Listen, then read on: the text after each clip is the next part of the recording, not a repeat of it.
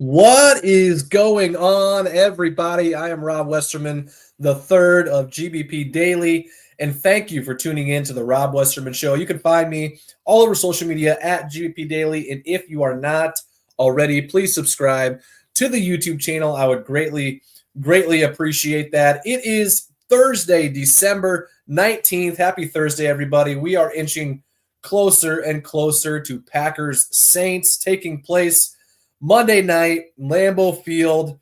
I'm curious to see if the Packers will be wearing their green and yellow throwback jerseys for this one. The Packers Pro Shop is actually selling Packers Saints gear with the throwback GB logo being on those items. And I have heard that there are some rules about being able to do alternate or throwback jerseys only 3 times a year. Not sure if that is the case, but we've already done that with the throwback uniforms earlier in the year against the Lions, and then twice with the all-white uniforms. So, riveting news here about the curiosity of the uniforms that will be worn Monday night. I personally love the throwback uniforms. I love the alternates, the all-whites. So we'll have to wait and see if any news drops regarding that. As for the injuries, nothing new on the injury front since the Packers have not hit the practice field yet this week. They will do so later today. So keep your eye out on the socials. I'll be posting any updates that come out about our guys who we're monitoring. Javon Bullard, who missed last week's game with an ankle injury. The latest on him is that he's moving around the building much better. So not entirely sure what that means. Quay Walker left the game on Sunday night with an ankle injury, a potential big hit to our defense. He was just starting to hit his stride with Edgerrin Cooper back. That would have been a pretty good duo at linebacker for us. But the latest update with Quay was that he is week to week. So if I had to guess, we probably won't be seeing him out there. But same for him. We'll know later. We'll know more later today. A tough news break here. This year's first-round draft pick, Jordan Morgan, is officially out for the remainder of the season. He's been dealing with quite a few injuries this year. And according to Matt LaFleur, who was on the Matt Schneiderman podcast, he is now out for the year. So tough break for him in what will now be pretty much a redshirt year for his rookie season. Without further ado, let's hop into the comment section here. Check out what you guys are chatting about. It's the sole reason I'm here chatting with you guys today is to talk some Packers. If you want to give me a call, join the show. The number is on the screen, 319-242-2332. I'm taking your calls. You got a Packers question. You got a Packers comment. You got something you want to get off your chest. Give me a call on the Nicolet Law hotline. What do we got rolling in the chat? Everyone's chatting. Chris, morning, Chris. How you doing? Phil, What don't fail us more. Jordan Morgan is out for the year. Morning, Rob. Yep, big hit for Jordan Morgan.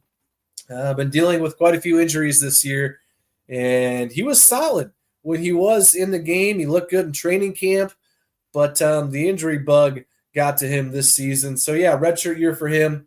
Fully expect him to be probably a starter next year with how things are going to probably shake out over the offseason with our offensive line. So, yeah, tough news for Jordan Morgan being out for the year. Eviction Gang, my man, in the chat. What's up, Rob, my brother? How you doing?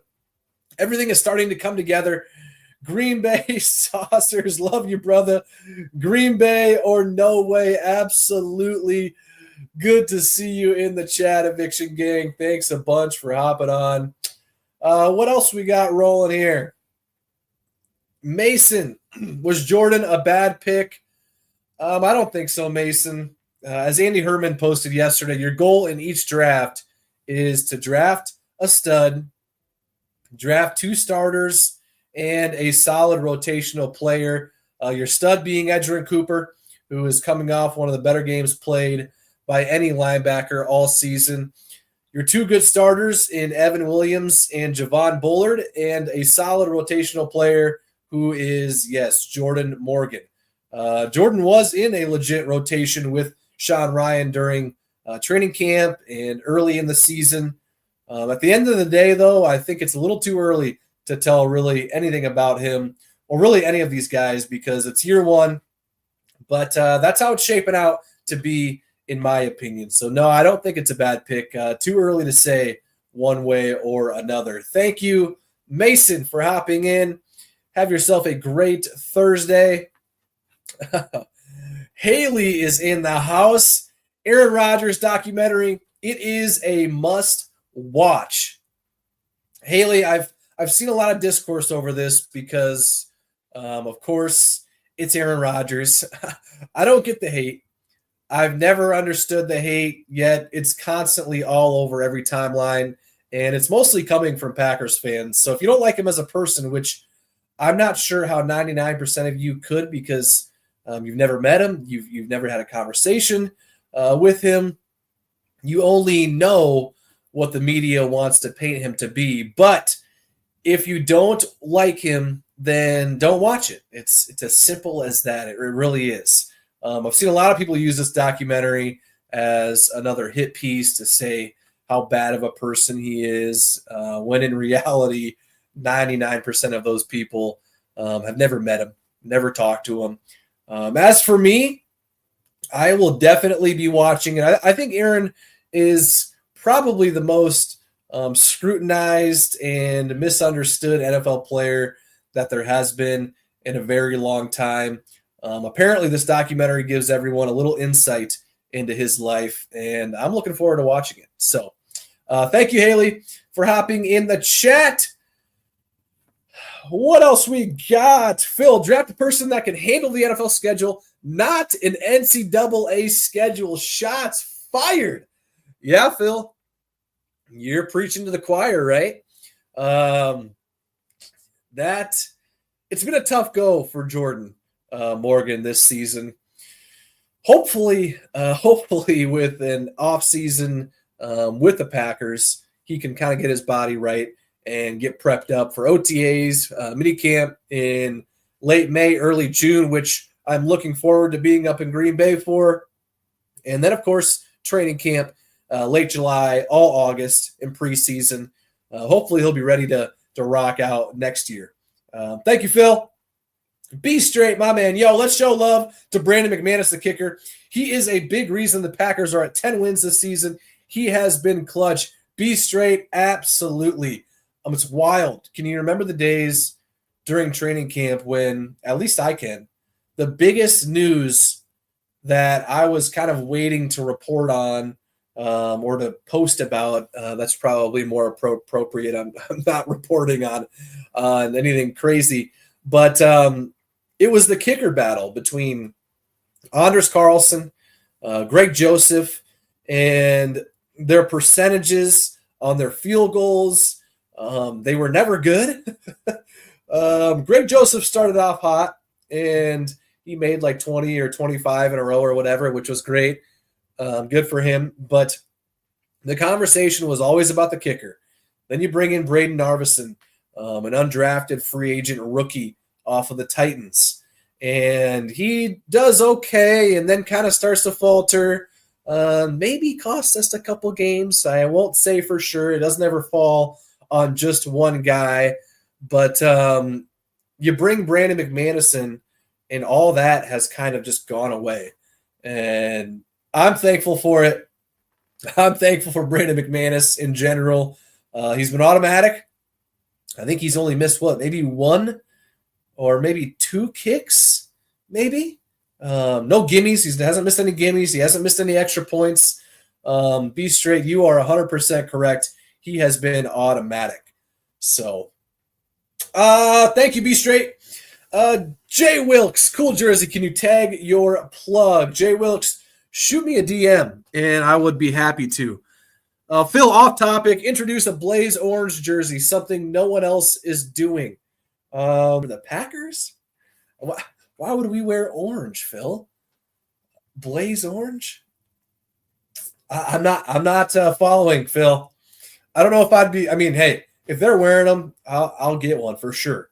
But I'm not sure that would be a popular choice, right? Elaborate for me, Phil, please. Durant McDaniel, can't wait for this beating on Monday. Yeah, I really hope we just go out there and beat the brakes off these guys. Nothing against the Saints whatsoever, but they're not a good team. They're 5-9. We're a good team. We're 10-4, and we got a chance to really put the hammer down here. Hopefully win by multiple scores. Hopefully we're sitting comfortably Monday night on the couch or at Lambeau if you're going, and we're up by 2-3 scores late in the fourth. Malik Willis comes in, starts slinging it around, handing it off to, Emmanuel Wilson, Chris Brooks getting some carries later on in the game. That would be pretty ideal for sure. Thank you, Durant, for hopping in.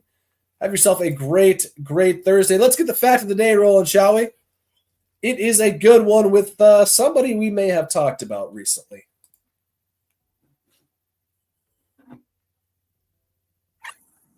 It's time for your Green Bay Packers fact of the day. Brought to you by TickPick. TickPick guarantees to have the lowest prices on Packers tickets. If you find cheaper tickets elsewhere, TickPick will give you 110% of your money back. If you want $20 off your next ticket order, use code Packers20 at checkout. That's Packers20. This promo code can only be used in the app, so make sure to download the TickPick app today.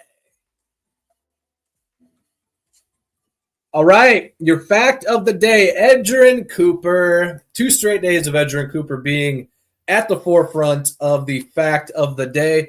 Edgerrin Cooper was the highest graded NFL player in Week 15 with his performance against the Seahawks on Sunday night. He wasn't just the highest graded rookie. He wasn't just the highest graded defensive player. He was the highest graded overall player out of everybody who played in Week 15 with a PFF grade of 93.8, 7 tackles, 2 tackles for losses, 2 pass breakups, 1 sack, and 1 interception, which ended up being the game-sealing interception in the fourth quarter. Yeah, he's a star in the making for our squad. So shout out to Edgerrin Cooper, and shout out to TickPick for partnering up with myself. Use them for the Packers-Cardinals game back in October. Used them for the Packers-Dolphins game on Thanksgiving night. And, yeah, they put their money where their mouth is. They guarantee the cheapest Packers tickets on the market. And if you find cheaper tickets elsewhere, they will give you 110% of your money back. Download the TickPick app. Use the code Packers20 for $20 off your ticket order. Durant, anything on Ja Money? Nothing that I've seen, Durant. Talked about it yesterday, and I'm cool if he sits Monday night. We got kind of a short week heading to the Vikings in Minnesota the following Sunday for a noon game, so a little bit of a shorter week. and we've been playing okay without him. So Carrington Valentine's been showing up. He had a pick last weekend, and I think it's more important to be as close to 100% Jair as he can be for the Vikings game. That one's important. Justin Jefferson, Jordan Addison, that offense, as we all know, is legit. And then, we got the playoffs right around the corner. So no updates that I've seen, but I would imagine, and I don't know if I would say hope, but I wouldn't mind if he sits out Monday night to really just solidify to make sure everything is good to go for hopefully the stretch run that will be going on in the postseason. So no update on Ja that I've seen. Phil, Blaze Orange, ode to hunting Packers fans. Have you ever been to a game? It's everywhere. Use TickPick for your next Packers ticket needs. I do agree, Phil. Yeah, no, that makes sense. I hear you. As you just heard, I was at the Thanksgiving night game, and yes, you are correct. There was a lot of Blaze Orange. Not sure how that would, look on the field as far as a uniform combo, but if they're shoveling those things out, I'm grabbing one. But as you said, yeah, you're correct. There are a ton of Blaze Orange jackets, Blaze Orange overalls, cover everything in the stands. So it'd be a good ode to hunting Packers fans. I'm not a hunter myself, but I would have no issue with that. Absolutely. Thank you, Phil, for hopping in. Have yourself a good Thursday. Bree is in the house. What's up, Bree? I will see you tomorrow. Looking forward to that. Tristan, who is the better addition, Josh Jacobs or Xavier McKinney? Wow. That is a question, Tristan. One that I'm not sure I'm really at liberty to answer. First off, it's a great problem to have, right? Not knowing which free agent addition was better. They've both been lights out this year. Josh Jacobs has single-handedly carried us in multiple games. Third overall in rushing across the league.